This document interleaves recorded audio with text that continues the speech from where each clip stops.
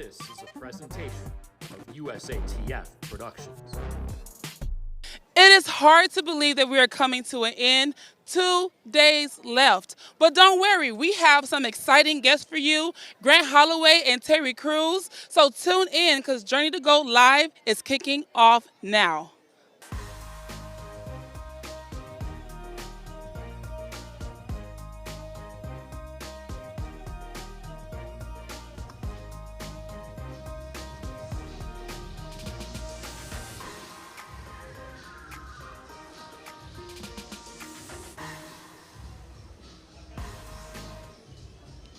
Welcome to your USA Track and Field Journey to Go live show. I'm your host, Darrell Hill. I'm here with Will Lear. We've got Michelle Carter. We got Dawn Harper-Nelson. We've got a jam-packed show today. Day number 9, my brother Will. How you doing? How you hanging on? We're getting to the point, Darrell, where it's finals on finals on finals on finals. We're crowning Olympians. We're crowning Olympic trials champions, returners, people trying to defend those gold medals, people trying to make their first team. The storylines are incredible, and the action is nonstop. Listen, the action is nonstop. It's not slowing down. We got 2 more days of jam-packed competition, but the competition actually got started this morning at about 7:30 in downtown Springfield with the race walk, man. My girl Robin Stevens, coming in at 41 years old, was able to steal the championship today. And let me look at the time right here. Just over an hour and 37 minutes. She was out from the beginning. She was out from the gun. There was no contest. I mean, it's sort of like Hansel and Derek Zoolander. It was a walk-off out there, baby. It was a walk-off. They're bringing the action early in the morning. Obviously, they're going 20K, 30K. It gets hot. And these athletes are incredible. And if there's any certainties in this world, it's death, taxes, and Nick Christie winning national titles. Nick Christie is the man. Listen, he came through. He had a 6-minute gap when they finished. I don't know if you guys are familiar at home about how big of a gap that is in a race walk, but that's like 10 years. You know what I'm saying? Like 6-minute gap is like a 40-point blowout in the championships. Yeah, he's an exceptional talent at this event. Being able to raise those arms in jubilation as he crosses the line, I'm sure that feels good. And obviously for those athletes behind them, continuing their journey towards Paris, it was a great morning all around. Sure. Listen, I won't pretend to be an expert in race walking, but my man John Nunn, he's always been somebody who's held me down. I've been in a lot of teams with him, and one of my favorite things about John Nunn is he always brought cookies. Now listen, if you're going to bring cookies to the championship, you are always going to be a thrower's best friend. So shout out my man John Nunn. John knew how to curry favor. He knew that race walkers had a little bit of a reputation, and then he sweetened the deal. We got the women's highlights right here. As you see my girl Robin right here, she's off to the races, no pun intended. She's looking at her watch, she's checking the time, and as you see in this clip, there ain't nobody near. No, similar to Nick, there was a lot of daylight between Robin and the rest of the competition. These athletes come in with, especially athletes like her and Nick, they come in with one singular goal, and that's to walk away with a W and find their way towards that Eiffel Tower. Absolutely, man. I want to just give a big shout out to all of our race walkers who came out there early in the morning. They had a big showing down there in Springfield. We had a lot of fans out there this morning. Me and you were in bed. Shout out to the fans. Listen, me and you were in bed, but I want to shout out all the fans who went down there and supported them and pulled them through the finish line, man, because that is no small feat. Here comes Miranda Melville, another one of our consummate pros on lots and lots of teams. She finished second today in 1:39. So, again, that gap between Robin and Miranda, a little bit less large than Nick and the rest of his competition. Sure. But I think Nick came out here today, and a lot of these athletes, they came out to make a statement. No, let their feet do the walking. Let their feet do the walking. I couldn't dare. I seen a clip on Twitter that was floating around. There's like almost no way to close a 6-minute gap unless you cheat. Like, the technique is so important. Obviously, as a thrower, technique is important. I talk about turning in the middle, balance out the back, all those things. But people underestimate how important technique is in an event like race walk. Right, you get 3 fouls, right? So that's where they say that you have more than 1 foot off the ground at a time. And so I didn't follow any follows between Robin and Nick this morning. Didn't catch any of that. So they ran a clean race. But as you get more tired, you start to break down that form. You start to lose a little bit of focus. And so congratulations to all the finishers, and especially to our top 3 in the men's and women's side. Listen, I'm excited. We got the finals kicked off this morning, but this thing is continuing to roll. We got a big-time hurdle day. We got the women's semis hurdles going on today. That started off crazy yesterday. The girls were ready to roll. We had the men's 110-meter hurdle final happen yesterday. That was electric, and luckily for you guys, we're going to have every single one of our Olympians in the 110 hurdles on the desk here today, starting with Mr. We're Grant putting Holloway. out on the desk, as we've been told a number of times. This is a fake desk, This is a so fake for their desk. safety, let's just keep them in the chairs. We're going to keep him in the chairs. that's But good. listen, we got so many more guests. We got Mr. Terry Crews. He's sitting right here. He's itching to get on the desk. But first things first, we're going to send it out to Michelle with some trivia.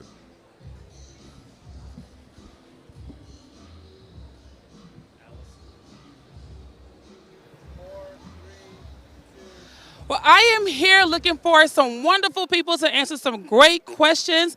Let me see who I can find today. Let me move out the way. It's awesome being live. All right, let's see. Excuse me, sir. How are you all doing today? Oh, come on. We got some trivia questions for you. 40-year head coach. Oh, so he said it's too easy for him, so I'm going to take you. All right. I'm going to take you. I think you might know this one. Tell me your name and where you're from. I'm Bob. I'm from Vancouver, USA. Awesome. All right, so my question to you is, who is the current world record holder for the women's 400-meter hurdles? It's that fast lady. What? Wait, Shalane? No, what is it? No, it's not Shalane. For the 400-meter hurdles. No, what is it? Tell me. It's the one who's really fast. Okay, and she's beautiful. Oh, you want to come? Oh, I see. Sydney Richardson. Sydney. Oh, you know what? I'm gonna have her come. You come, because she knows the answer. All right, ready? Tell me your name and where you're from. My name is Teresa, and I'm from Lapine, Oregon. Awesome. So who is the world record holder for the women's 400-meter hurdles? Sydney McLaughlin. Yay, she got it. She got it. So here we have this prize for you and give you this nice USA scarf. So thank you for joining. All right, thank you. All right, so now I need another victim today. Let's see who I can find. You know, I like to, when people make eye contact with me, that's like the best way if I can get somebody.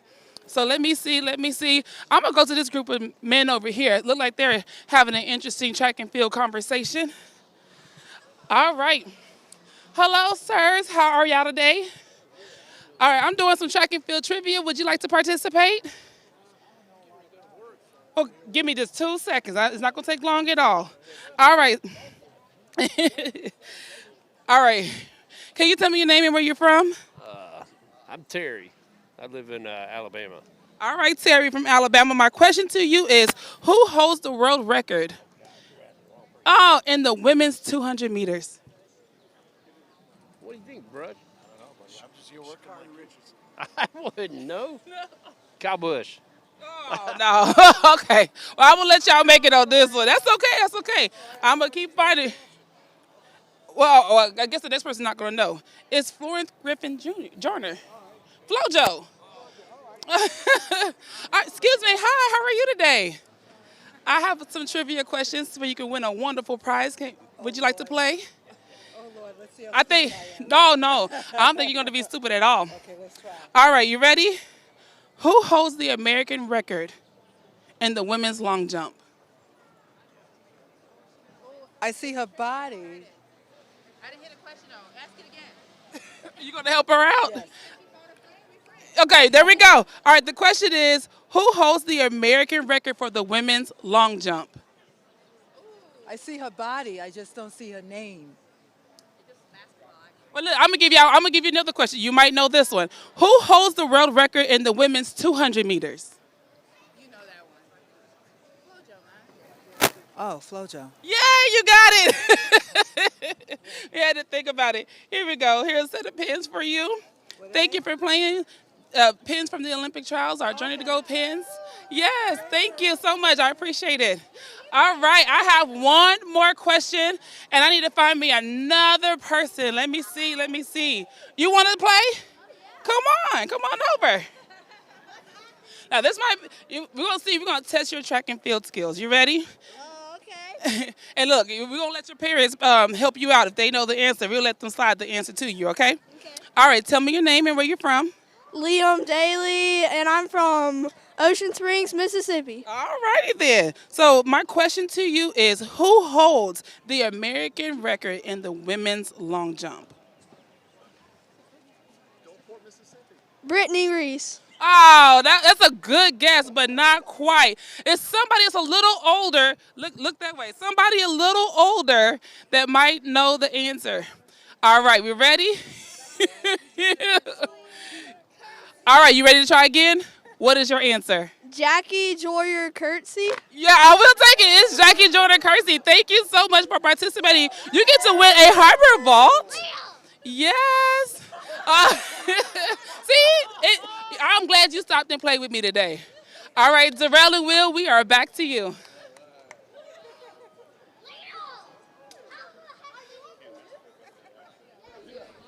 I appreciate you out there educating those fans, Michelle. I got to put a little bit of pressure on Tracktown. They not holding it down like I feel like they're supposed to with the track trivia. We got one more day of trivia coming up, so I'm expecting a large improvement by tomorrow. But we are back at the desk, and I don't think our guest here needs an introduction, but I'm going to do it anyway.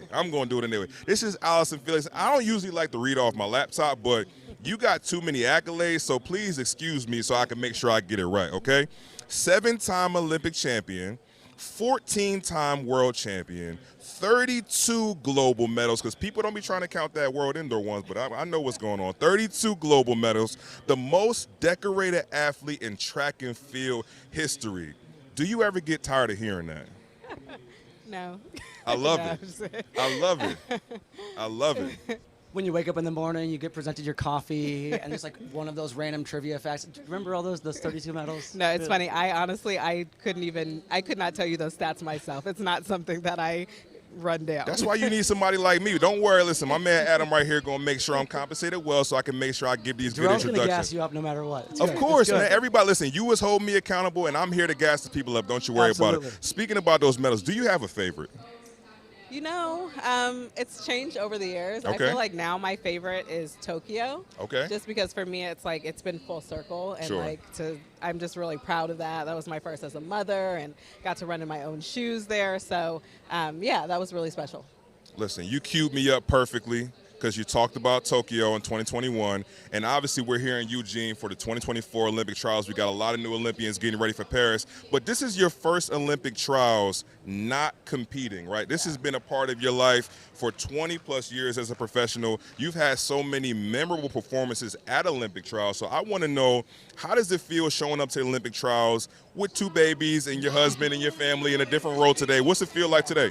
It's so bizarre. Sure. Like coming up here, you know, I kept feeling like I need to be getting ready for something. Like, you know, you just land here and you're like, okay, it's game time. So it's, you know, I had to calm down a little bit, Sure. like nothing to get ready for, but also just appreciation. You know, I was sitting in the stands yesterday and I was like, it's such a different vibe than like you think it is. Like Sure. when you're on the track and you're in your zone and it feels like it's the most important thing in the world, and then you sit in the stands and you're like, oh, everyone's chilling. Like, Right. You know, they're being entertained, and so it's just a different perspective, really. What's something that you maybe noticed as a fan in the stands that you would have never thought about as an athlete?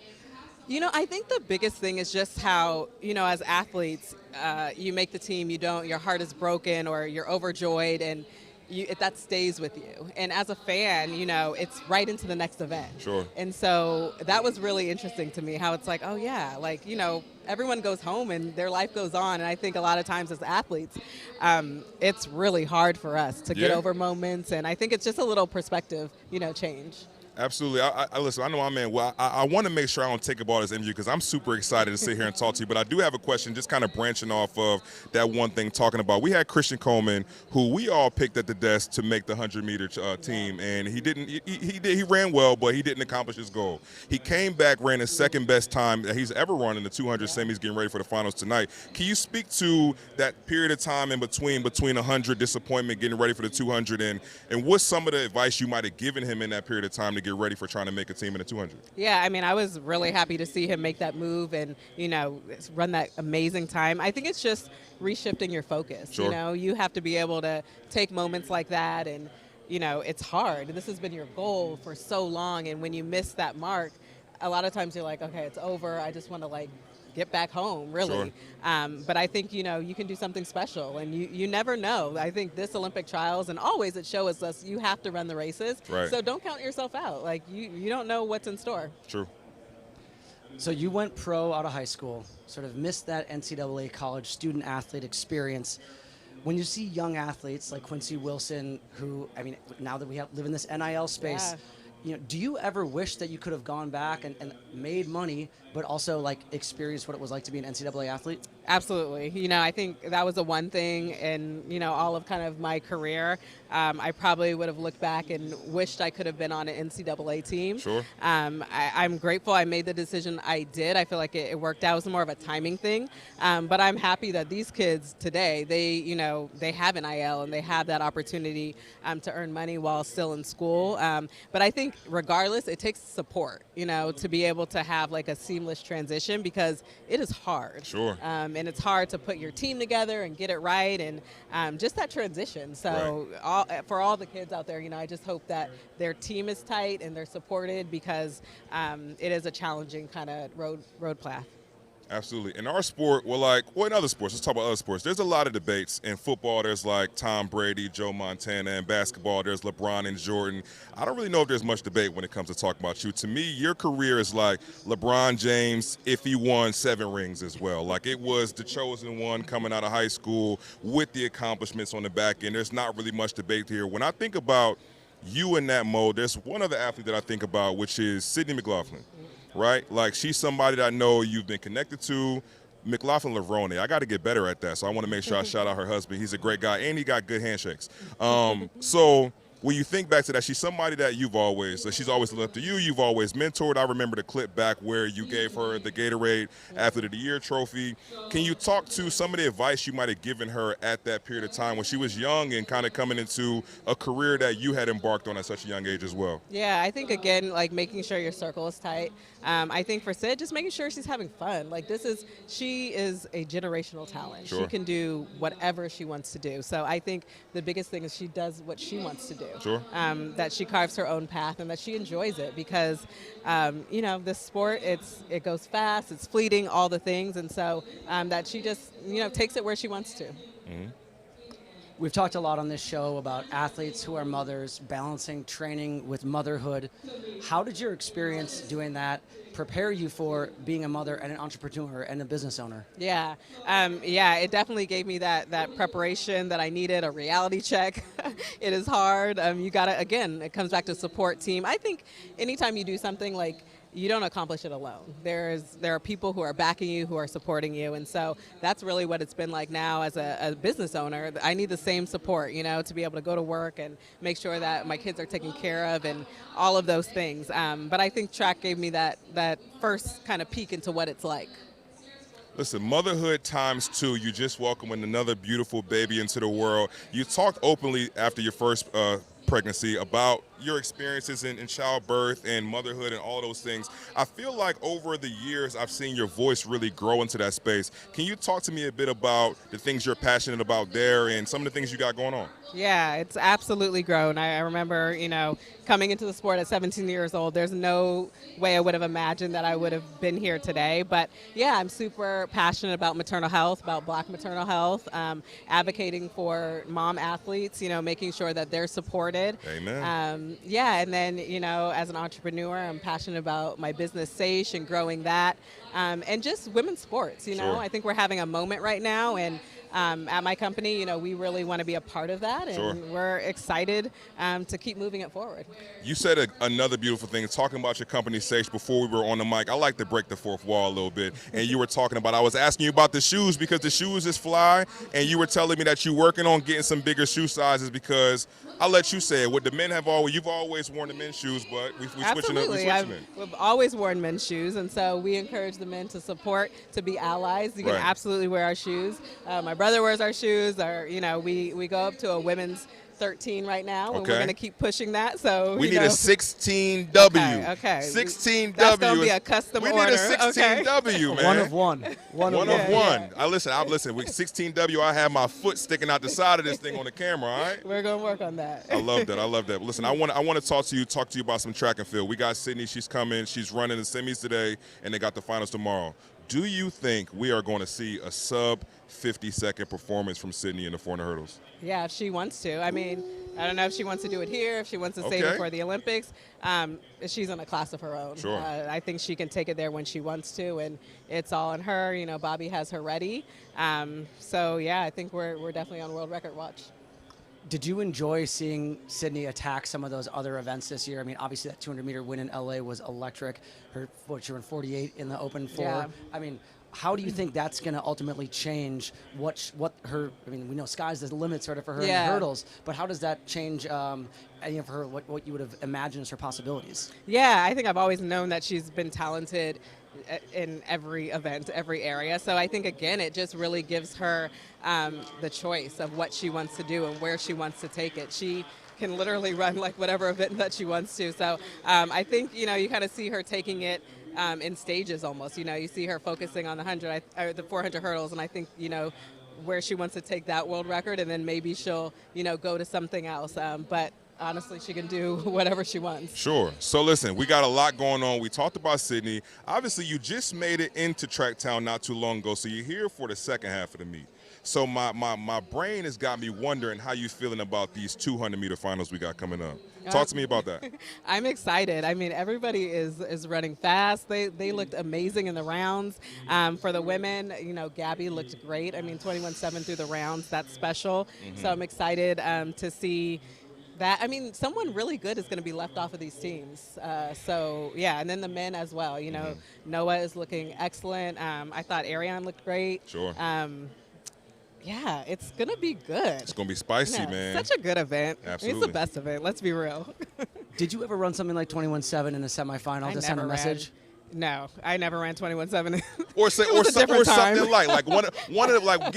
talk to us about a semifinal that you came in and you were just like, maybe Bobby didn't want me to run that fast, but I did that. Listen, one thing about me, if anybody who's ever watched me, I'm not going to run a step faster than I need to run. That's a pro. Noah said effectively the same thing, and then he went and dropped a bomb yesterday. Well, yes, I never. Didn't quite do that. Yeah. But yeah, I was all about conserving, almost to the point where it's like, okay, you probably could have ran a little faster. So that was my thing. The fan zone is lit, but I got one question I gotta ask this before I let you out of here. We've had Allyson Felix. You've blessed our sport for over 20 years, and you got a baby girl. She's 5 years old. Yeah. Does she like track? She loves track. Ooh, let's go! But Buy stock now. Buy stock now. I'm trying to keep her away as long as I can. Hey, listen, we know you're a great mom, so we know you want to take her time, but we are super excited. We all gonna be rooting for her. We got a little bit of time, before we get to talk to Miss Cammie. But I want to thank you for taking some time with us, Allyson. I hope you enjoy the track and field meet. Absolutely. We're gonna send it out to the fan zone because they got some boozy playing. Thanks for having me. Don't leave, though. Don't leave, because we got another wonderful guest coming up here who I'm super excited to bring on the desk. Super excited. It's almost like the song is fitting because we about to set it off up here on the USATF Journey to Gold live show, baby. Yes, indeed. All right, brother, bam. Bet 16 W. It's 16. That's size 14. Same. It's hard. I know, that's what I'm saying. I said, your life must be. Well, thank God for the internet. I know, right? Now you just type it in. I remember going in there and saying, how many 14s you got? You go, none. All right. Right. We back at the desk with none other than Mr. Terry Crews. How you feeling, my man? I feel good. I feel good. Oh, my God, man. I am in track and field heaven right now. This is amazing. I don't really know if you could talk with the microphone down here because you got the guns all what plumped was that? up. I went through security. I had me take my laptop and all that out, but you got the guns in. Is it legal what I'm doing right now? I don't think Can I bring so. these in? Do we need a pass for these? I'm so sorry. You look fantastic, brother. You look fantastic. Well, listen, I'm super excited that you're here joining the track and field community. We had you out in the rings yesterday. Now, I'm a thrower myself. Now, we had you out there with Lance Deal. You did a little bit of hammer throwing, man. Talk to me about that. First of all, Lance Deal is a legend. And I mean, first of all, a silver medalist, and he showed me all the secrets. I've never done the hammer throw. Listen, you got to understand, in Flint, Michigan, as a young man, I was a track and field guy. I would run 400 relays. I did the shot put, the whole thing. We got you up on the screen right now. Yeah, this is old school. But look at this. Me throwing this thing, I was so scared. I thought I was going to take somebody's head off. You know what I mean? I've never seen that form before. Yeah. That's that left-handed, and you never will man. again. Left-handed. That's the thing. I am so happy to be here, though, because you got to understand. First of all, look at me. My whole life is health and fitness. Sure. And the thing about track and field is that it's actually utilizing the fitness that you have. Sure. And a lot of people think I'm into bodybuilding, but no, I'm into this. The actual, how fast can you be? Sure. How much endurance do you have? How strong are you all together? Right. And you see every example of that here. And it's just so inspiring, man. It's to watch people like Allyson, who was just here. I mean, one of the most decorated medalists in history. Sure. And you're also talking about the world's oldest sports. It was Come like, on, hey, man, you I speak will my beat language. you I can to listen a to this tree. guy all Here, day, here. man. You know what Come I mean? on, keep going, And keep wait, going. the first, that's a race. I is need the the world's, Ether soundtrack playing in the back while you trying to giving tell this you. gospel, man. It's the first sport ever. And you know what the second sport was? Boxing, because when you lost, they want to fight it out. Absolutely. You know what I mean? I love it. I know that's right. We're I throwing know some that's blows. right. All right, so I can't get it out of my ear right now. We got an official time on Snoop in the 200. Thrower Nation's been hitting me up all day. Did we get a distance on the hammer throw? Oh, no, we didn't get a distance. First of all, again, I did not take someone's head off. I did Kid not Boy want to said be you stayed Ichabod upright. Crane. Right. Well, listen, I'm about to say, we got. You know what I mean? And boom, well, somebody's head is gone. You know Those what I are mean? weapons. That thing's a weapon, too. Oh, my God. We got the men's hammer throw final coming up, so maybe we can get a little celebrity interest in there, man. See if we can get you a shot. I see you in a uniform this morning, so you must be feeling pretty good. Listen, I love this. First of all, it rejuvenates me. Again, I'm 55 years old, so a lot of these athletes that are out here could be one of my children. You know what I mean? Sure. It's funny because Allyson just had a baby, and last weekend I just sent my baby boy off to college. We are officially empty nesters, all five. And I'm just so proud to be in a shape where I could still walk around, still do a hammer throw, still do these things and kind of run a little bit. I'm proud of Snoop.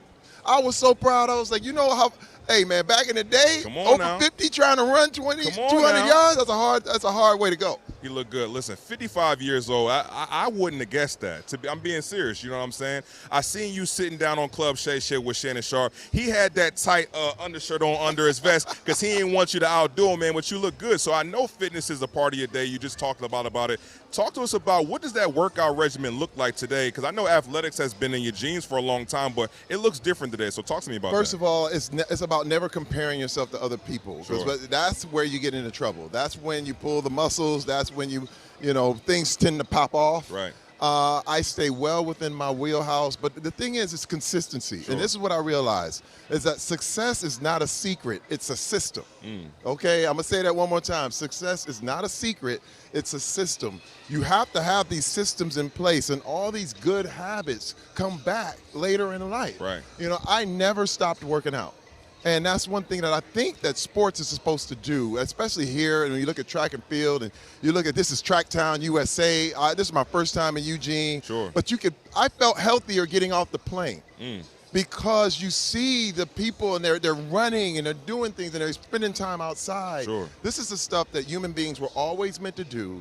And we forget this. We sit too long on our computers, we're on our phones, and I'm guilty of both of those. Sure. And I realized, man, this keeps you young, it keeps you fresh, and this is why it's such an inspiring sport. I think everybody needs to get involved with at least watching this and inspiring your next workout. I agree.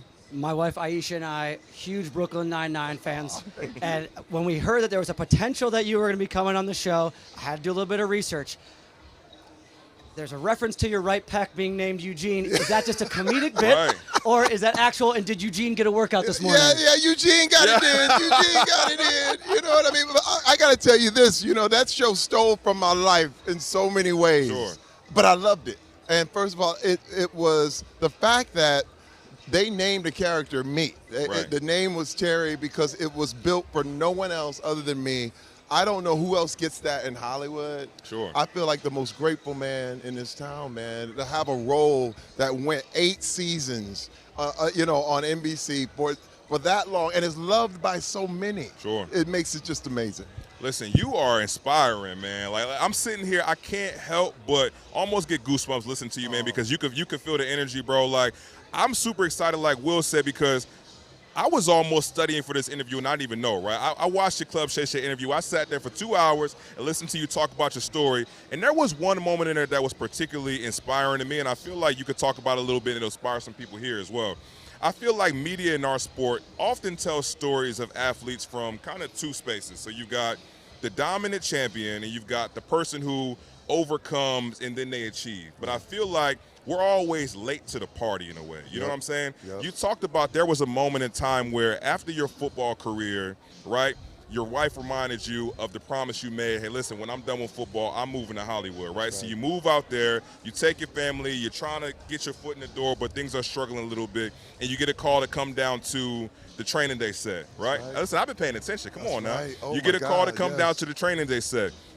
And the thing that really stuck out to me was you talked about, after sitting down and watching Denzel do his thing, how that changed your work ethic, right? Yes. And we got some people here who came to compete, and maybe they didn't get the big achievement that's going to send them off to Paris, but we don't know what this performance just did to change their life. Well, listen, first of all, you have to tell, I had to keep saying to myself when I retired from the NFL that the best thing that can happen in my life has not happened yet.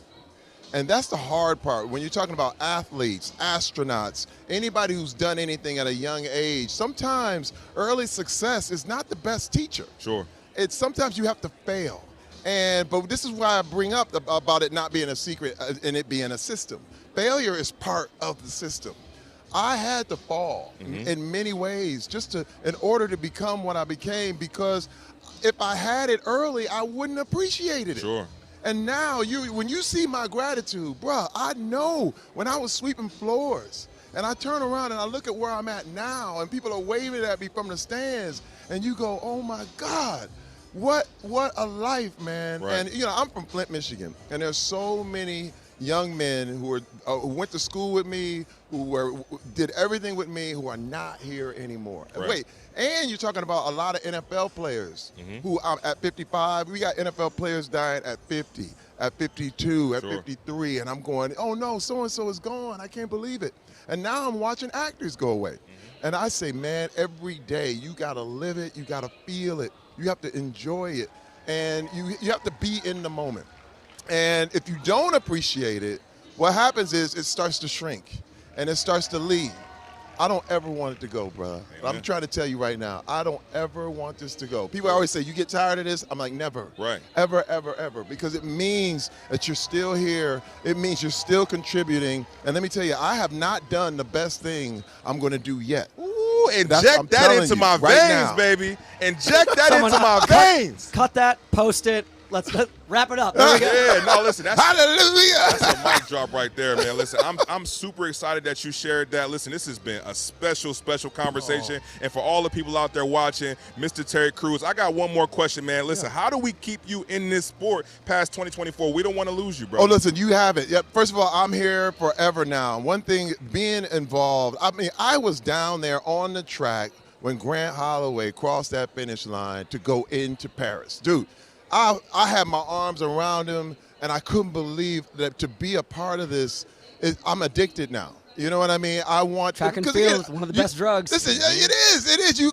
Listen again. I went back to high school, my high school track and field, and the whole thing. And I looked, and I told my wife just a minute ago, I was like, this is it at its highest level. I'm going to Paris. Okay. I'm going to Paris, and I want to go to the World Championships, and then I want to go to the next Olympics. So this thing is not done for me. Sure. It's so inspiring. I feel like rejuvenated for another few years off of this. I love it. Listen, we got Grant Holloway coming up soon because I got to ask him, where the hell did you get that baby? Where'd you get that baby? Terry Crews, thank you so much for your time, my man. My pleasure, Best guys. of luck. My pleasure. Best of luck. Terry Crews is going to Paris, and we've got a few more people that's coming to Paris as well, but we're going to send it out to the fan zone for a quick break. That's great, man. Oh, thank you. Oh, man, my pleasure. Oh, man, that was amazing. That was amazing. If you didn't listen to that and you didn't leave inspired, I don't know what you got going on. I don't know what you got going on. I don't know what you got going on if that didn't move you, man. That was crazy. The fan zone is lit, man. We got some award ceremonies going on. We got people getting food. The merch tent line is wrapped around the corner. So if you are not out here trying to get your Olympic Trials t-shirt, you need to get out here right now because they are going to run out. They are going to run out. But we back at the desk with none other than U.S. Olympian Freddy Crittenden, my brother. I'm just so proud to be sitting here in this moment with you, my man. How are you doing, bro? I'm doing well. You know what? It's good to see you, bro. It's good to see you, man. You're doing your thing with I'm trying to do a little something. I'm trying to do a little something, man. But I'm doing well. I'm doing better than I thought I would be doing at this point. I'm very excited. I'm coming off a crazy day yesterday, and yeah. Listen, before you came on this desk, I went and double checked. You still ain't update that bio. You know what I'm saying? Right now, it say 13 flat. We ain't running 13 flat no more. It don't even got the OLY in there, man. My man just added a couple more letters to his name. So when you get a second, can you update that bio for me? Oh, I can do that. What could you have possibly been doing that was more important than updating your Instagram bio? To be honest, I took a lot of time away from Instagram and Facebook and all that for maybe like 5 or something weeks. Sure. And to be honest, slowly getting back into it, it could be a bit much. Absolutely. But I'm gonna definitely get around to it. I'm Freddy Crittenden III. That's one suffix. Now I got to add the OLY at the end of it. I love that. Got more suffixes than many people got at this point, but I'm definitely going to update that. I love it. I mean, the more letters that you have behind your name, I guess that just makes you much more qualified. Exactly. If I get Yeah, no, I got that. It's a science. Yeah. I got that. So we had Devin, your boy Devin Allen, on the show the other day, and he said he popped over to your Airbnb and just to hang out. And he's like, I realized that Freddie was in the zone. Can you talk to us a little bit about what that process is like for you to mentally prepare to go out and make an Olympic team? It takes a lot of. I feel like I get really reclusive. I want to conserve my energy. I want to be with myself.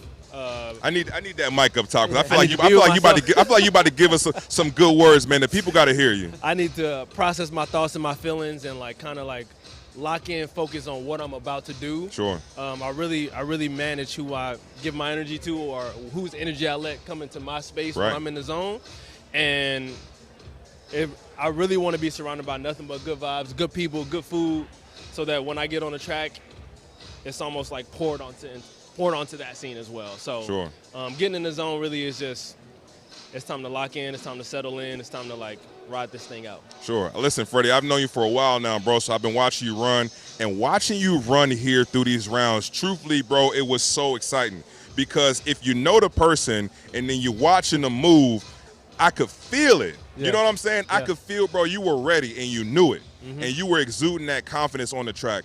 Talk to me about the training leading up to here that gave you that confidence to help you feel like when I get off this plane, them boys about to feel me. Well, it starts back at U.S. Indoor Championships. Okay. I had U.S. Indoor Championships. I had been training okay at that point. Sure. But after U.S. Championships, I had it was like a small hamstring. It wasn't even an injury, but it was I was like, I am too far along. I'm too mature in this sport to have little stuff like that taking me away from being excellent. You know, so I got back after U.S. Indoor Championships. I said, I'm getting a therapist. I'm getting a sports psych. Okay. I'm talking to a nutritionist. I'm figuring all this stuff out now. I literally have the date. I have a sticky note on my mirror. You will be Olympic champion. You will run world record. Every single day from this point on is 24 hours of preparation to all of these goals. And I every time I'm brushing my teeth, I'm reading that every single time, And talk about training, mental training was a big part. Nutritional training was a big part. And locking all that stuff in, that helped me heighten the actual training. Right. If I can go to a practice mentally ready to run through a brick wall, run through any fire, then that training session is going to be incredible. And once I pegged those 2 notches, my training started elevating to a point where I was like, okay, what is going on? What is really going on? He found that cheat code. What is really going on? So I went into this outdoor season ready to break the world record. Ready to break the world record because I knew training was good. My first few meets didn't go as well as I planned. Had some minor setbacks. Didn't have as good training. My last meet before trials, it was an okay meet. Okay. Then I came back. I got kicked in the mouth, to be honest, in Jamaica. I came back with a chip on my shoulder, and training was lights out from there until I got here. Right.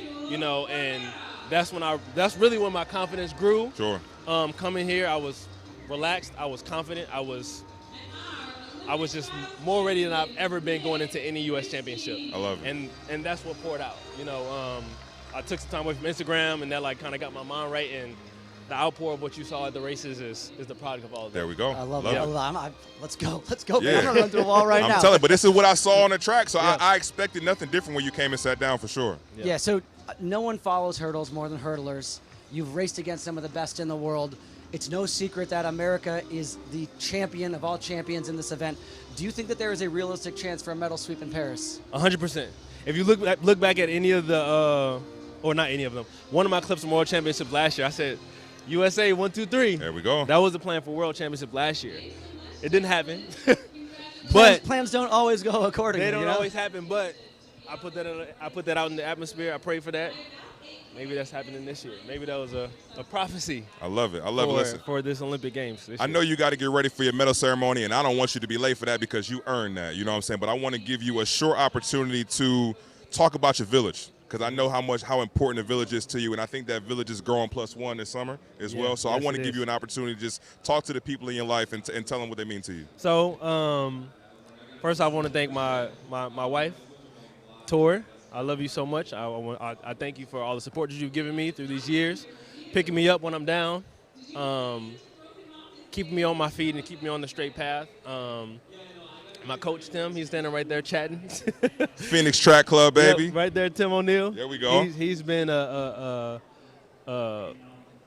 pillar in my system of support. Just being able to have a relationship, a friend relationship, where we just have so much chemistry. Right. And little we get to practice and we can like read each other's mind. I was thinking this. Oh yeah, I was thinking that too. Like we work so well together, and just his guidance and his mentorship and his ability to coach me at a high level has been transformative in my whole career. You know, obviously my family has been supporting me from day one. My various means of financial support. Shout out to G-Road. Shout out hopefully that changed too, man. We got to get my guys some more financial support. Yeah, definitely. I know y'all watching. Come on now. Right. Shout out to G-Road. Shout out to Project Transition with Jamel Wallace. Shout out to USATF Foundation. You guys have USATF Foundation. I cannot express how much you have helped me and my family get through so many difficult points in our lives, you know. And yeah, ultimately, above all, I would thank God. God has grounded me in this place where all these people love me and they care about me. Right. And they want to see me at my best and achieving all my dreams and goals and passions. And I just can't express how blessed I am to have all of that. I love it. Well, listen, I don't need to hide my biases here, man, because I got a lot of love for Freddie. So I'm proud of you, bro. And I want to wish you all the best of luck in Paris. And we're looking forward to that sweep, man. I got my brooms out. Thank you. All right, bro. We're going to send it out to the fan zone and then after that, I think Dawn going to show us a little bit of that trials experience. Yep. Well, hello again. Here we are on the second half of the Olympic trials, and I have the honor of being here with Lewis Johnson. The Lewis Johnson. Any athlete that has ever done anything, you have seen them with Lewis Johnson. How are you today? I'm doing great, Dawn. It's so great to see you out here doing your thing, and thanks for inviting me to come on and talk with you. I know, he's on the other side. He's not used to standing over here. He's not used to being over here. But we're going to discuss these mock medals that they have and then this amazing Eiffel Tower. But you interview them right after. Energy is high, tensions, emotions are going, and then you see them get these mock medals. How do you think they feel about them? How do you feel about them? I'm going to tell you, I know they feel great. I was in the back hallway yesterday, and I saw the 3 medals laid out on the table. I said, can I see one of those? I walked over. I was like, oh, my gosh. These medals might be putting some of the former Olympic medals to shame. Not really, but they are huge and heavy. I think any athlete who's going to get something like that would love to have a significant award. And oftentimes when I'm trying to wrangle the athletes and get them into place and everybody's euphoric running around, I see the volunteers coming with these big things that hang them around the neck, and everybody goes, oh, wow, because it's so big. So I think they look great. I love the fact that athletes are getting a majestic reminder of being Olympic trials champion or second or third place as part of that just significant moment of them going on to the Olympic Games. So the medals are a big time thumbs up. I totally agree. I think it adds to the experience, especially for the fans, because as we both know, they're doing their victory lap, but now the fans get to take a picture, see it, touch it. It just adds to that experience. And then they have the nerve to add this bad baby behind us, this Eiffel Tower that only the top three, right? Top three get to sign. Now, you now have the important job of wrangling them when they're excited to bring them over here to sign this. What are the emotions when they sign this Eiffel Tower? I think everybody's emotions are all over the place. I mean, people, I wish somebody could come down here and be with me when this is happening, right? Because you see it, right? And you know because you lived it, right? But it is quite emotional and exciting, and I think we want to just keep reminding the fans and keep reminding the athletes that you are on your way to Paris. The actual tower in Paris is 984 feet tall. Ours is 9 feet, which is apropos because we wanted to have this little signature board for them to have a chance to sign it, and this will be somewhere. I don't know if it's going to be auctioned off. Maybe they'll let me take it home, but we want to keep this history somewhere. But I think it's really a momentous, moment for them to finish, have the accolades and hugs and tears with their coaches and family, do the interview, and then we come over here and we herd them over so we can do the tower signing. I think it's just a cool experience, and I'm sure that all the athletes have loved doing it. I've loved bringing them over here for it. I always say, I've been saying since I got here, it's the second most important Eiffel Tower in the world because only the best of the best that the U.S. has to offer can sign it. But yes, absolutely. So Paris has a significant meaning to you. What is that? Someone in your life? What about it? Someone in my life. So, Dawn, before they built the Stade de France in Paris, in the suburbs of Paris, which is the suburb of Saint-Denis, there was a smaller track there. I went on the circuit in 1988 off the 88 trials and as a rabbit. And a couple of years later, I was at that small stadium going into rabbit race. And when I walked into the stadium, there I put my clothes down on the high jump apron. I looked across the track and I saw a young lady. And I don't know what it was, but something said, go speak to her. Really? I promise you. So after the race was over, I walked over and I said, excuse me, I had this Nike one-piece zip up in the back, so I acted like I couldn't zip it up, right? I walked over and I said, excuse me. I said, would you help me zip this up in the back? She looked at me like, what? And so I turned around. She took my number off my back. Oh, wow. She zipped it up. I turned back around. She gave me the number, and I gave it back to her. And she smiled. And it was almost over right there. She liked him. She liked you a lot. But see, he has game. You all need to pay attention. This man has game. This is a true story. And so after the race, I invited her and her friend, who I didn't know was her sister, my future sister-in-law. And we went down to a reception, and I asked her if she'd like something to drink, and she couldn't respond. I said, oh, my goodness, this young lady doesn't speak English. And I didn't speak French. And so her sister were translating. We hit it off that night. We exchanged information. Short time after, I went to go visit her in the suburbs of Paris in her apartment, and we were having literal conversations in dictionaries, trying to understand each other. And so, some time went by, maybe a couple of years, and we revisited again. And we've been together ever since, and both of our sons, Julian and Lucas, were born in the suburbs, maybe 15 minutes away from the Stade de France. So for me, this is going to be a full circle moment, 13th Olympics on NBC, and it'll be right there where I met my wife and both of our sons were born. So it is really going to be a big deal to be there. And I'm excited for the athletes, some of them who've never been before, or you've only been there and you've competed and you've been out. So I've been trying to share all the information about how to get around on the metro and where to go and what to see, and if you're only going to be there for one day, what to do. This is going to be an experience of a lifetime for me, for us. Our boys are busy working, and one's in masters, doing his master's in school, but my wife will be there. So we'll get to enjoy that in the suburbs with her family, and then I'll be at the stadium working. So you talk about full circle moment.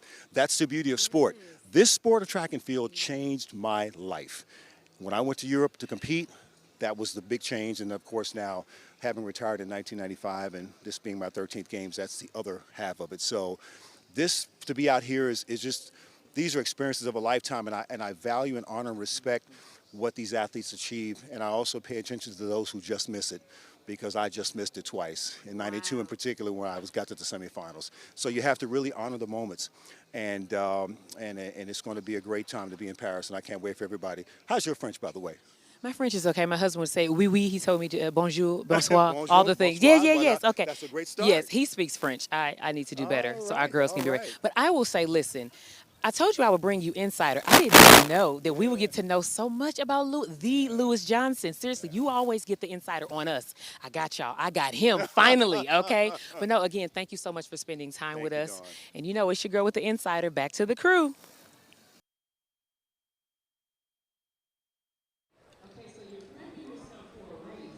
I want to thank you for that, Dawn. That's such a, that's the beauty of this show right here, right? We're getting a chance to tell people stories, and I've known Lewis a little bit over the years, right? But I didn't get to know him on that level. So seeing him talk about meeting his wife in Paris in the city of love, I mean, that's really poetic. Yeah, I have the opportunity to know him and his wife. Okay. Just from over the years in track and field, but they also live in Dallas, Texas. And so just to see their story and their love and them raising a family and they support each other in what they both love to do, it's a great story. I just love it.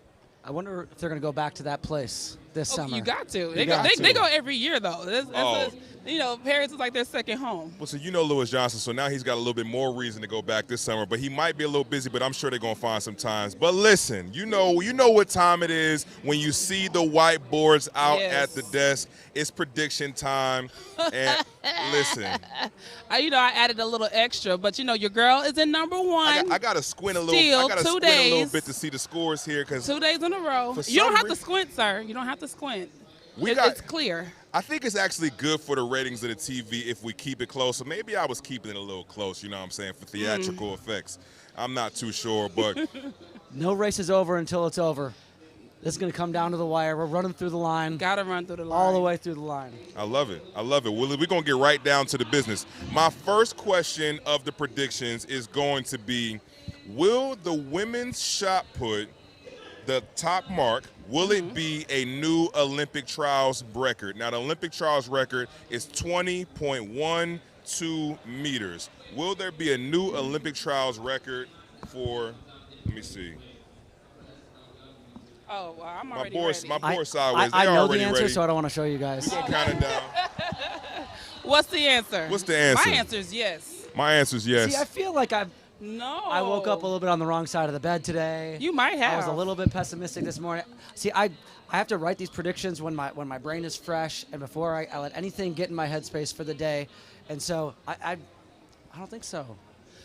Why do you tell me, Michelle? Tell me why. Talk you about didn't the leave ledge, this Michelle. I'm saying yes, because right now, Chase Ely Jackson has been throwing consistently over 20 meters for a while now. 20 meters for her is like baseline. So I can see her having at least one throw that's going to break this record. So I'm not going to be surprised to see her go over 20 meters today. And the other girls are not too far behind. Raven Saunders, she could pop off at any minute. And then my mind is drawing a blank right now. Jada from Oregon. She can have a great throw too. So she wants to make sure she's going to secure her spot on the team, and also she wants to win this trial. So I say yes. I had the pleasure of training with Miss Jackson a few years back, right? So I don't train with her now, but I'm really not even going to speak to the training. I'm going to speak to the mindset. She like to show people.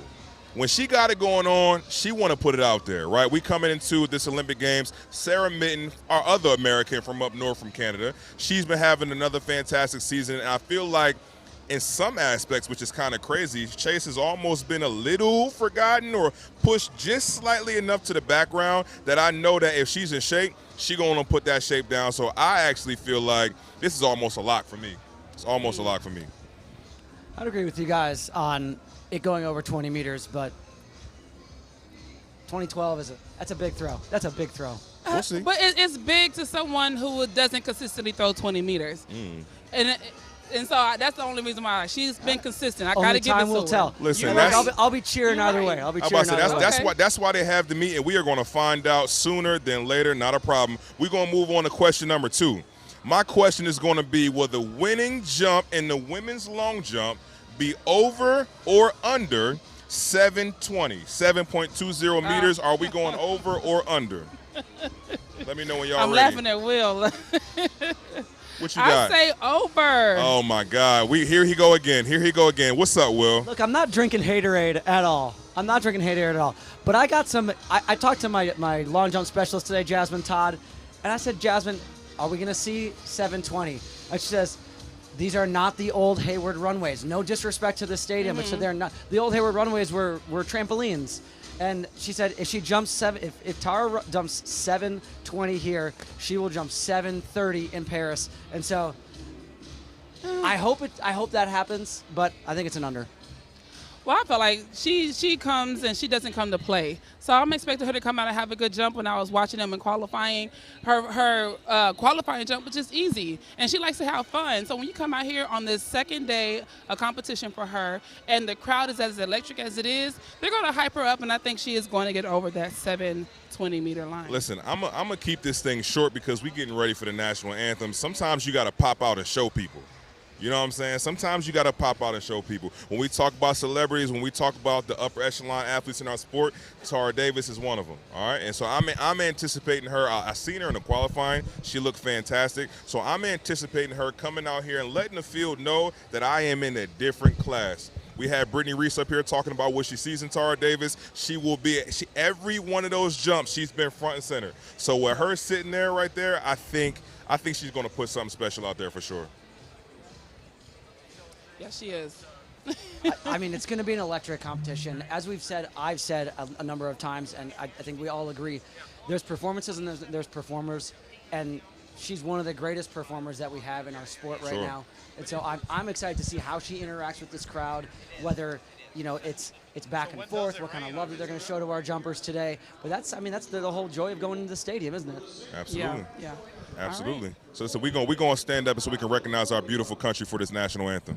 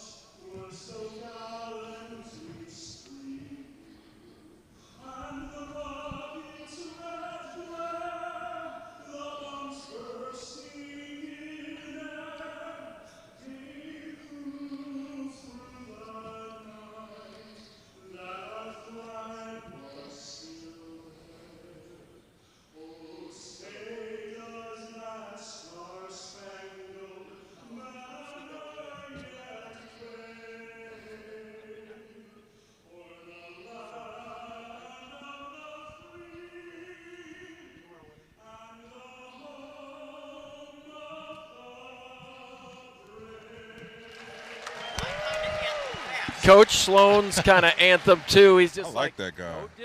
I feel like the national anthem, we've had a few of them over here, and people always try to put a little twist on it. You know what I'm saying? He was classic.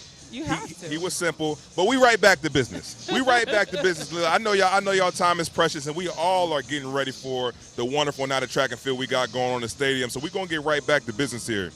My question for you guys is, who will win the women's 200 meters?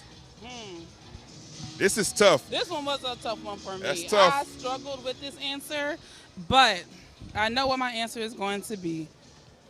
She's changing in real time, folks, because she cheated and looked at my answer. Who did? I am not a cheater. Listen, she got good handwriting, so we're going to let her get it out. Let's flip it around. Let's go. Let's see what y'all got. Okay. Wow. Okay. We got one person on the other side. Man. Talk to me, Michelle. Talk to me.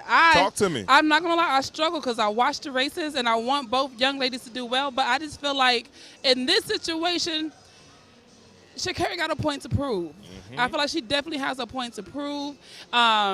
Gabby did make the team last time, and this will be Sha'Carri's first, but I think she's going to come and play and let you know, like, I'm not playing about the 1 nor the 2, and she's not the 3 or the 4. Sure. So, therefore, I'm going with Sha'Carri. You want to take this one, Will, or you want me to take it? I'm happy to jump on this one. Okay, let's go. All right, let's go. go. There was a statement screamed at the finish line of that women's 200 meters yesterday.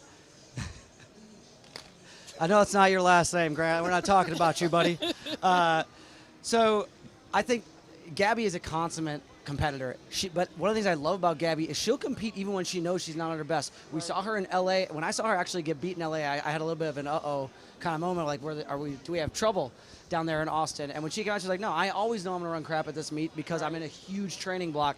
And then to come out last night and run the way that she did, so incredibly dominant. She's focused on one event here. She didn't come back to do the double. She didn't do the triple. She's got one thing on her mind, and that's walking away with the trials gold. I think I think this actually is such a beautiful thing. For a long time in the sprint events, we've always had athletes who've dominated the 1 and the 2. On the men's side, we got Noah Lyles, who's dominating currently the 1 and the 2. The beautiful thing about the women's sprints right now is it feels like we've got 2 superstars operating at the same time, which is why I'm going with Gabby. Listen, I lost my prediction yesterday because I took the over on the 2190. I forgot she was running. I thought I was safe until I was sitting in the stands, and then when she was in like heat number 3, all I heard was, in lane number 5, we've got Gabby Thomas. And I was like, oh. That's when you knew you was a loser. loser. Yeah, I was wrong. But watching her run, I got no doubt in my mind that she going to hold us down. Me and you will. We're going to get that point for sure. That's okay. You might get a point, but it's not going to be this one. Okay, look, we're going to keep this thing rolling. We're going to keep it rolling. We got a lot of predictions here. We in a tight race, so this is going to pay dividends down the line. My next question for you guys is, will the winning time in the men's 200 meters be over or under 1940? 1940. What y'all got? Over. It's over. We're all in alliance here on the over. I'll take this one here. Listen, I feel like it's going to be fast. I think it's going to be very competitive. Kenny looked fantastic. Noah held me down on the under yesterday on the 200-meter times, and I feel like we're going to have a really competitive race, but I don't know if Noah's ready to go under 1940 just yet. He's had a lot of races in his legs this week. This will be the 6th race that he's run. We had a beautiful sunny day here just a moment ago where we were all getting a little bit of back sweat. Thank you. Shout out to the sun for that. And then shout out to this nice little breeze for cooling us down. But the clouds are kind of coming in. You know they like to perform under the sun. You know that they want it hot. But I still think it's going to be slow. We said performing in the sun. I feel like Noah is the sun in his mind and in this event. And so therefore, I feel like he's going to perform regardless. And again, I feel like he's one of those athletes who's coming out here to make a point. What I love about our athletes now is that they're showing their personalities. They are entertaining the crowd and everybody around. So therefore, he's going to come out here, not only he's going to put on a show for the people, but he's going to put on a show for the whole world to show that I'm not playing. I told y'all what I'm going to do. I'm coming out here to execute. And just his mentality of how he can do both so easily and just do it, I feel like he's going to go over. No, it's going to be good. It's going to be good. It's going to be spicy, but I think they're saving the real spiciness for Paris. We're going to keep this thing rolling. Simple question, yes or no question this time around. Will there be a world record in the next 2 days of competition? I said no. No. No. Well, we know she's saying no. We're going to let her write it out, but we still going to flip these boards around. What you got over there? No? No. Dang, we all in agreement here. Will, you take this one. Why not? We're talking about world records. I think that our best shot would be to see Sydney. I think, hearing Allyson talk about it earlier in the day, if you're going to be in world record form, you can't hold that for very long. So I think that Bobby's going to she's in a little mini peak here to do something, give us a little glimmer of what we're going to see in Paris. She will break the world record in Paris. I'm fairly confident about that, but I don't think that we're going to see a world record in the next 2 days. Yeah. I feel like there's no need to right now. I agree with you. There's no need to right now. She's shown that she's fit. She's going to give us a little bit more than she did the other day just to let you know, like, hey, I'm here. I got it, just not right now. Yeah, but I think that's one of the great things about track and field is like the rawness of the competition.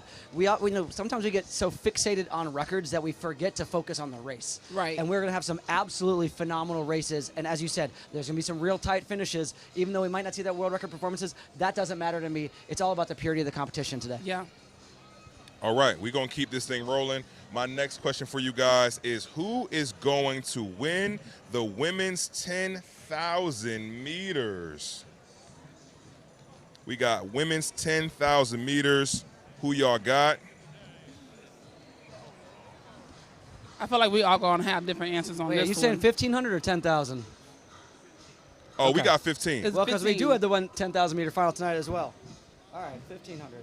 I apologize, guys. We're going 1,500. Let me switch it up. No, you was right. You was right. My answer for that one was right, actually. Uh-oh. Shout out to Wayne Kalani. I actually come home with the W. a little bit. I saw his paper. We had the same name anyway, so don't even worry about it. Me and Will. You going to stick with it? Or are you going? Go for it. You go. 1,500. Yep. 1,500. I know I picked her for the 10th, what was it, the 5,000? Yeah, but that's okay. I still believe in her. I really do. I still believe in her. I agree. That's my exact reasoning. That's my exact reasoning. I think Ellie St. Pierre is going to run under 4 minutes for the 1500. I do not think that she will be your Olympic trials champion. I think Emily McKay is going to be the trials champion. She's looked absolutely unbelievable, unfazed by that 401 semi. I mean, just absolutely unfazed, just was chilling. And so there's a lot more in the tank there. She competed like a veteran in those early rounds, conserving energy. We saw a couple athletes peacocking out there a little bit. Yeah. We saw Nikki throw down in the last 100, even though they were well ahead of the pace that they needed to run.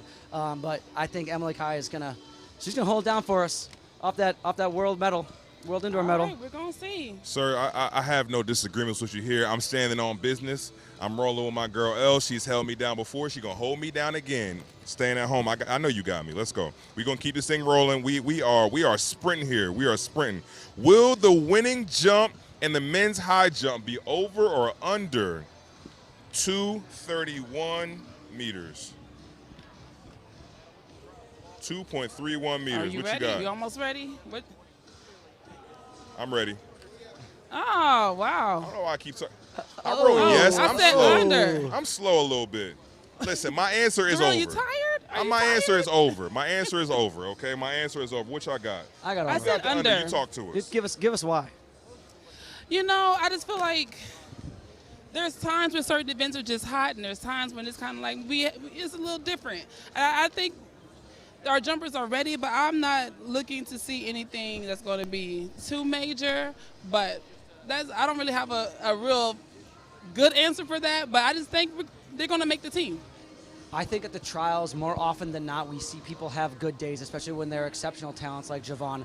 I think that he's going to push this he's established an early mark and make some other competitors really go above and beyond. And so I think that we're going to see a jump over 231.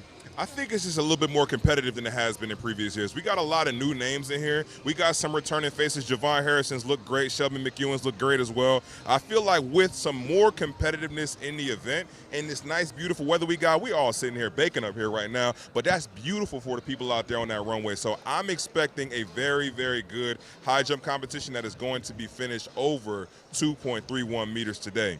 My next question for you guys is who is winning the men's 800-meter final? Now, this was an interesting one because the semis were hot. The semis were hot. Who y'all got? I got none other than the man. Very nice, Bryce.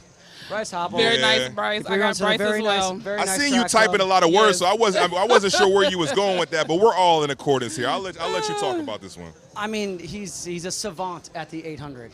Coming off that World Indoor Championship, where obviously indoors it's a little bit like JV track, and I don't want to take I don't say JV. It's like a baby World Championships, right? But the way that he's composed himself and shown himself to step up when it really matters and execute against some of the best competition in the world, I think there's a lot of guys that surprised themselves yesterday with how fast they ran.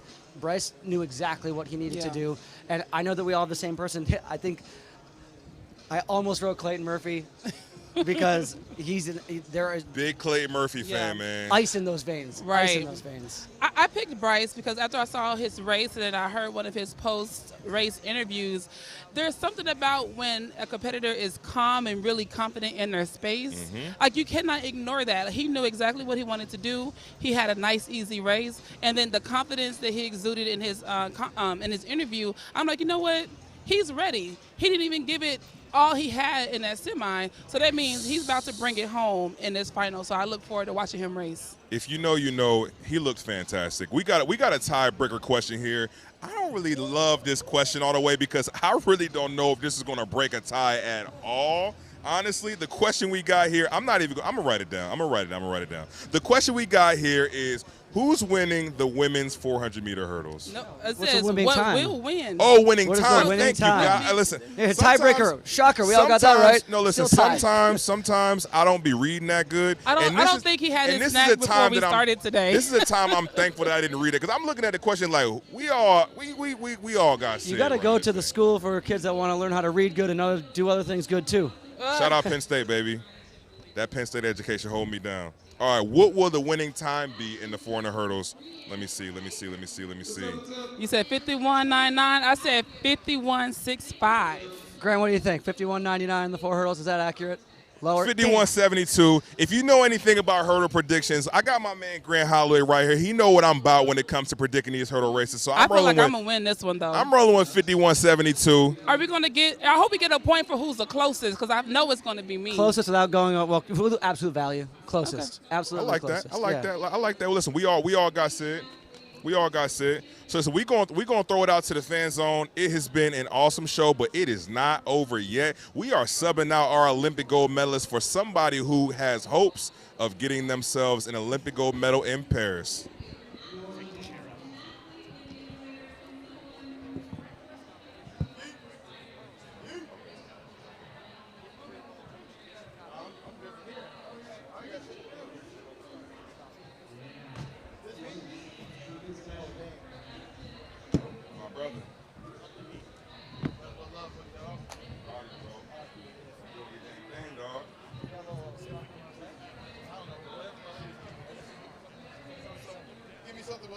Something in it. You grab this out. Am I good if I look like this? Just gotta cover my eyes.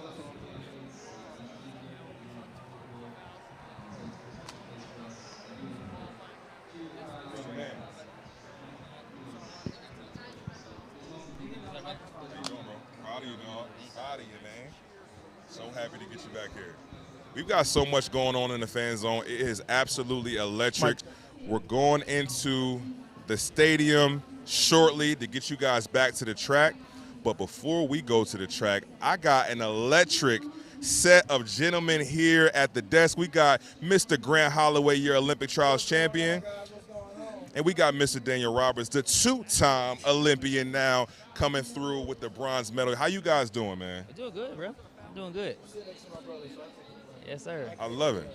Listen, Dan, I got to know. So we just skipping 13-0 this year. we just skipping 13-0 this year. Like, talk to me about breaking 12 for the first time, man. I mean, breaking 13. I apologize. 13. Honestly, bro, I'm not gonna say I didn't expect it. I guess I'll say I didn't expect it to happen at this meet. Sure. Because coming into trials, it was a lot of stuff going on physically that I was trying to get right.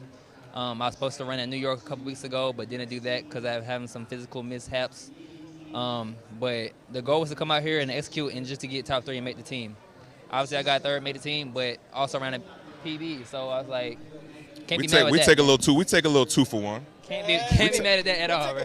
We love a little 2 for. I want to speak to that a little bit because obviously you talked about you had some things going on before this meet. So you a big man of faith. Oh yeah. Right. You talk about it on your social media. It's everywhere. It's actually in your presence when I see you. I can feel it in you. You know what I'm saying? Pause. But can you speak to? No, Diddy. Can you speak to your faith and how important that is to help you get to this point? Oh yeah, it's everything, man. Everybody knows you go through life, you're gonna have ups and downs. You gotta have something that's gonna keep you steady, keep you focused, keep you locked in. And for me, that's my faith in God and just knowing that no matter what He got me, no matter what, if I'm giving my all, that it's gonna turn out good at the end of the day. Amen. Amen. Got to ask a couple of questions about the sleeve, man. You used to race with a sleeve on your right leg. Is it superstition? Did you lose it in the wash? Is it hanging in a closet? Where'd the sleeve go? Where did it start and where did it go? The sleeve started from in 2016, my senior year of high school. I got hurt on a funny tackle playing football. I had to get a couple surgeries on my knee. So ever since then, during the rehab and everything, I was so used to having a sleeve or something on it. It just kind of got comfortable, and I just kept that going through all throughout college. Even before I was running fast, before anybody knew me, I was running in a sleeve. Busting my head open. So, yeah, it's still there. It's still something I'm definitely going to pull out every now and then. You never know, you might see it in Paris. But this year coming in, I wanted to show off a little bit of my scars. They've been covered up for so long, so I kind of wanted to show the world what I've been through a little bit and, just have that experience. Oh, we love it. We got some mic malfunctions. We gonna share a little. Yeah, listen, it's a home show. It's a show of the people. Yeah, that's what people been waiting on. They share a podium. I know it. Listen, my brother. 1286. 12:86, man. Your fastest time since 2021. Did you get you a good glass of wine last night? I got a good glass of wine. You can see why I got this hat and my sunglasses Let's on. go. It's been a great night. It's been great. Wait, hold on. Are we still in last night for you? Probably. I don't know where we at right now. Uh-oh. But no, man, it's honestly like these trials always just bring out my A game. You know, last trials, 81, 96. This trials, all my races were under sub 13. So, you know, I'm just chugging away at it. I'm in a good consistency. I'm having good consistency with the sport and the event. So I'm just really excited. I'm excited for you, brother. You brought it up, so I got to ask you. We talked about last trials, 2021. Absolutely. 1981, right? Next time you run 12-8, we back here at the next Olympic trials. Tell me why this Olympic Games is going to be different. This Olympic Games is going to be different because, as Daniel said, we have maturity, we have experience, we know what to expect with the rounds, we know how to manage it. I mean, for both of us, we can both say that our last Olympic experience was an experience we wanted to have. Sure. And now we both know what it takes to get on the podium. Obviously, both of us getting first and third at the last World Championship. So we're just going to take that same energy and throw it over. I mean, I'm not trying to speak for Daniel, but Daniel and I have been doing this together for some time now. Long time. I know his If you know, mindset, you know. he knows my mindset, and we just bounce ideas off each other, and we just keep going with it. Whose baby was that? The world is dying. I asked Terry Crews the same thing. I said, whose baby was that, man? So that was Chase. So if you guys remember in the first round, I gave a kid Knuckles, and I put him on my shoulder to take a picture. Right. So I saw him again, and I was like, what better way to have him, you know, experience Olympic trials? Sure. Bring him out on historic Hayward, bring him out to show him, you know, what we're doing, how we're doing it, and then he got a little TV time too. Like, for him, he's going to remember that for the rest of his life. Yes, indeed. And just one of the things where it's like I'm able to make a change and make a difference in the society. When he gets older, he's going to be sitting down telling somebody that he like Grant Holloway brought him like up there with him for a medal ceremony, and people like, what? What is you talking about? He going to have to pull that picture out. It's going to be crazy. It's only a matter of time until he does. On his 21st birthday, you going to send him some Viva Seltzers or what? So it's so funny. I was supposed to take my regular shotgun at the end, but I had saw him, so I was like, wow, I look like trying to shotgun a drink and then go pick up a kid. Like, make some right. Responsible. That's what you look like. I'm very responsible. Right life decisions. Grant Holloway, a man of the that was people, good. ladies and gentlemen. A man of the people. Dan, I got a question for you. Your mic is good, too. Your mic is good. Yeah, we fix it out. You know, we work through technical difficulties here on the Journey to Gold live show. I want you to talk to me a bit about the Olympic experience. We've had a lot of people here who've talked about how excited they are to go to the Olympics, but you've already been. Talk to me about the differences in competing at the Olympic Games versus a World Championships, the logistics, everything. Talk to me about it. I'm gonna be honest, my Olympic experience, I almost wouldn't say I already had a full Olympic experience just because like it was empty stands. I mean, we was locked down to the village the whole time. COVID was still very much alive and well at that point, so it was very different. But obviously with it, there's still the same pressure of it being the Olympics. I wasn't at my best at the time, to be honest. There's no excuse. I didn't run great. Didn't make it to the final. I finished like 9th, I think. Okay. So I was there watching him do his thing, but I'm just excited to have another opportunity to show what I can do on this stage, to be honest. That's the biggest thing. I feel like we finally got some things clicking. I have a great coach with me now, a great support staff up in North Carolina, so we're getting things right. Got my first medal last year. Yes, you So did. that's huge. Hell yeah, brother. Got married a couple years ago, so I mean, we're moving in the right direction. There's a lot of things going well. Goals. Yes, sir. It's undeniable that American hurdlers are the best in the world. Say that. Say that twice. You got to run through, what was it, 13:27 to make the final here. That's probably more competitive than any Diamond League that you toe the line. How does going through the rounds of our Olympic trials prepare you for the Olympic Games? And is it almost like the weight is off? Now that there's only 3 Americans in the Games, you're like, cool, we're racing each other, basically. Real quick before I'll let Daniel speak, but if you look at before Olympic trials, there were 6 Americans in the top 10. Now they dwindled that down to 3. That just speaks volume to how competitive our Olympic trials is. I mean, that says it right there. Ain't much else to say, to be honest. I asked Freddy the same question, so I'll pop it to you two as well. Can we is there a realistic chance for a medal sweep in Paris? Absolutely. 100%. I don't even think we should entertain it because, like, we just showed the world you can run 12-9 and still not win. I know, exactly. Cordell Tinch, I mean, he ran the race of his life. He ran 13-0, and he's left off the team. When if you run 13:03, actually you run 13:03, that gets you second at last year's World Championships. So it's just luck of the draw.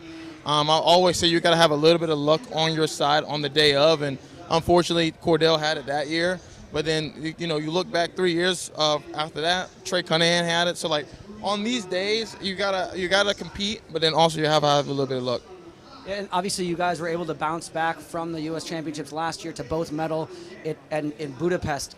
Talk to me about the next 5 weeks. What's the plan? Are we going to be racing more? Do we go into recovery mode and prepare? What's happening? I think it'll be different for both of us. I feel like I had a lot of races early in my season, so at this point, I'll probably just be at home training, getting right, and just locking in and getting prepared because it's going to be a different beast out there at the Olympics. I mean, like I said, I fully believe that the U.S. is capable of sweeping, and nothing would make me happier. Obviously, I would love to be gold, but nothing would make me happier than seeing USA 1, 2, and 3 at Olympics.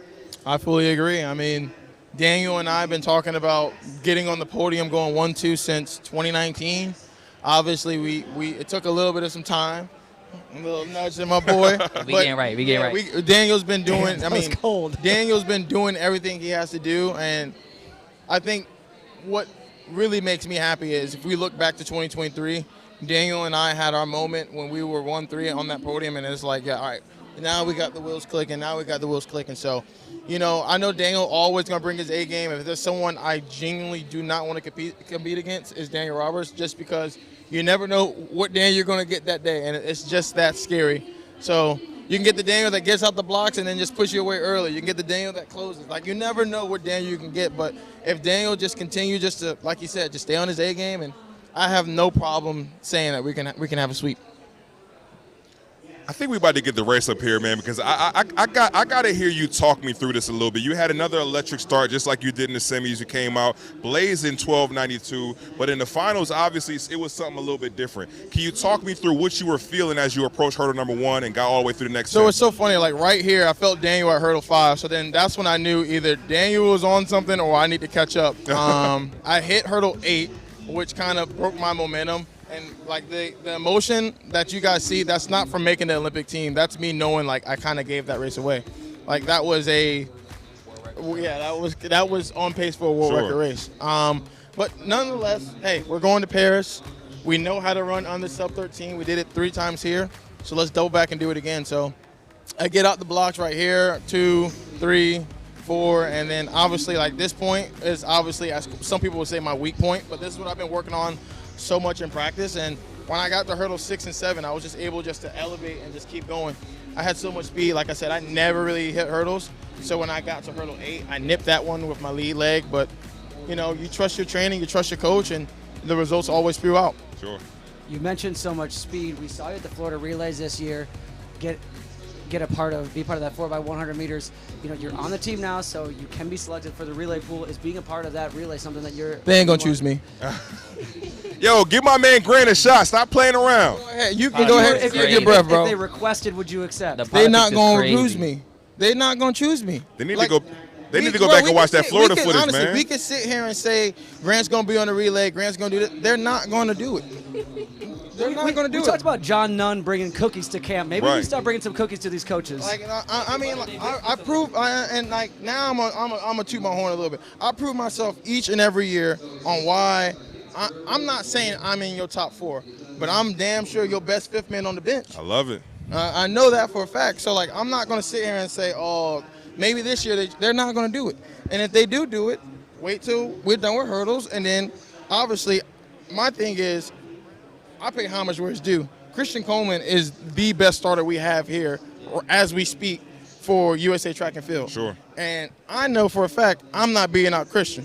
So unless they have some other stuff going on, I don't see myself doing it. If I'm Mike Marsh, if I'm Michelle Freeman, I'm doing Christian Coleman to Kenny Benderrick to Ariane Knighton to Noah Lyles. That's like just that. Me.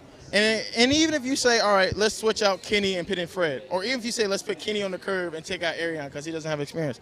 Cool, you have so many tools. You don't need me.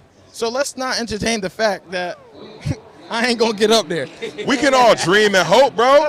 Listen, you one of my favorite runners, bro. So I could only dream and hope that I get a chance to see you in one of them relays, bro. I know you'll when crush that it. dream and hope comes together, look, best believe we all gonna be. Yeah, low-key wanted to see you on the relay in Glasgow this winter too. But Daniel, real quick, we just saw on the screen a replay of you guys signing that Eiffel Tower. Talk us through that experience and like what is it like when you cross the line, you know that you're going to be an Olympian, and then be able to go do something as cool as that. Honestly, for me, this feels better than even the first one. To be honest, it feels more real. I feel like we kind of knew Tokyo was going to be a little different. Obviously, I was still excited about that, but this one, it feels like I'm really made it. I'm about to be in the Olympics. So having that moment, it was great. Right there on the track with my brothers, man. A great experience. One of the fastest races in history. It's like, absolutely, can't ask for much better than that. I love it. Listen, I appreciate you guys giving us your time. We're going to let you guys get out of here, but I got a question for you, bro. Track meets on. Your name's Stanley? Oh, my God. Y'all ain't know? Bro, your name's Stanley, bro? Here we go. Yeah. Yo. My name is Stanley. We've been out here calling you Grant this whole time, and whole time your name is Stanley, bro. I'm sure everybody will keep calling me Grant. It's too late. If nothing else, he knows I'm a Grant stan. Right, yeah, listen, I love it. I'm doing my research, right, because truthfully, I wanted to make sure I had your accolades correct. I get online, and they talk about some Stanley Grant Holloway. Then I go to your Twitter, and I see it's S.Grant Holloway. Whole time, I thought that was for, like, senior. You know what I'm saying? Like, I thought you was trying to be like a serious gentleman. Like, I didn't know your name was Stanley, bro. That's funny, man. Yeah, that's where I'm at right now. I'm kicking it. We love it. Listen, I learned also that your pop's name is Stanley, so shout out to Pops. But I want to thank you guys so much for taking some time out with us. We're going to head inside the stadium and get ready to go. I'm excited for another day of fantastic track and field, but we're going to head it into the stadium for the Peacock coverage.